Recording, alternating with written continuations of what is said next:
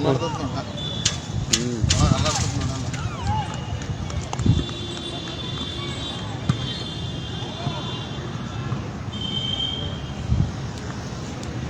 ಸ್ನೇಹಿತರೆ, ಇಲ್ಲಿ ಸುರಗುಪ್ಪ ನಗರದ ಹೈಸ್ಕೂಲ್ ಮೈದಾನದಲ್ಲಿ ನಿರ್ಮಾಣ ಆಗುತ್ತಿರುವಂತಹ ಹೊಸ ತಾಲೂಕು ಕ್ರೀಡಾಂಗಣ ಇದು ನೋಡಿ. ಸರಿಸುಮಾರು ಮೊನ್ನೆ ಇದು ಉದ್ಘಾಟನೆ ಮೊನ್ನೆ ಇದು ಶಂಕುಸ್ಥಾಪನೆ ಮಾಡಿದರು.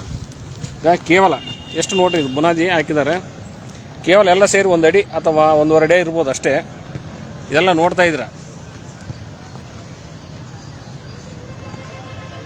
ನೋಡಿ ಯಾವ ರೀತಿ ಕಳಪೆ ಕಾಮಗಾರಿ ಎಂಬುದಕ್ಕೆ ಇದೊಂದು ಉತ್ತಮ ಉದಾಹರಣೆ. ಸುರಗುಪ್ಪ ತಾಲೂಕಲ್ಲಿ ಮೊನ್ನೆ ಇತ್ತೀಚೆಗಷ್ಟೇ ಈಗ 1 ವರ್ಷ 2 ವರ್ಷದ ಕೆಳಗೆ ಇಲ್ಲಿ ಒಂದು ಅನಾಹುತಗಳಾಗಿ 1-2-3 ಪ್ರಾಣ ಕೂಡ ಕಳ್ಕೊಂಡ್ರು.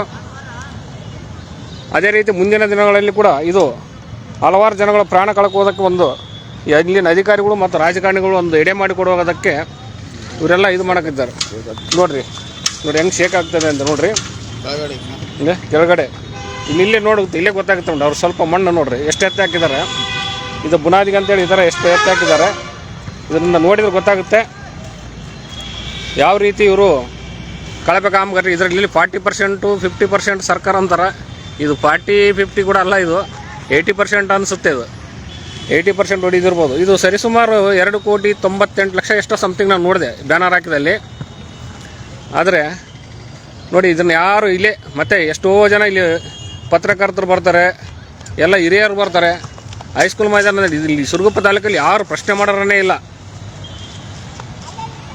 ನೋಡಿ. ಇನ್ನಾದರೂ ಸಂಬಂಧಪಟ್ಟಂಥ ಅಧಿಕಾರಿಗಳು ಇದ್ರ ಬಗ್ಗೆ ಎಚ್ಚೆತ್ಕೊಂಡು ಯಾರಿಗೂ ಇದು ಕಾಂಟ್ರಾಕ್ಟರ್ಗಳಿಗೆ ಕರೆದು ಇದ್ರ ಬಗ್ಗೆ ಕ್ರಮ ಕೈಗೊಳ್ಳಬೇಕಂತೇಳಿ ನಾನು ಇಲ್ಲಿ ಸಂಬಂಧಪಟ್ಟ ಅಧಿಕಾರಿಗಳಿಗೆ ಮತ್ತು ಜನಪ್ರತಿನಿಧಿಗಳಿಗೆ ತಿಳಿಸೋಕ್ಕೆ ಇಷ್ಟಪಡ್ತಾಯಿದ್ದೀನಿ. ಆದಷ್ಟು ಬೇಗ ಇವರು ಸಂಬಂಧಪಟ್ಟವ್ರನ್ನ ಕರೆಸಿ ಅವರು ಗುತ್ತಿಗೆಯನ್ನು ರದ್ದುಪಡಿಸಬೇಕು, ಇಲ್ಲ ಕೆಲಸವನ್ನು ಸರಿಯಾಗಿ ಮಾಡಿಕೊಳ್ಳೋಕೆ ಸೂಚಿಸಬೇಕಂತೇಳಿ ತಮ್ಮಲ್ಲಿ ಹೇಳ್ತಾ ಈ ನಾನು 1-2 ಮಾತುಗಳನ್ನು ಮುಗಿಸ್ತಾ ಇದ್ದೀನಿ. ಜೈ ಹಿಂದ್, ಜೈ KRS.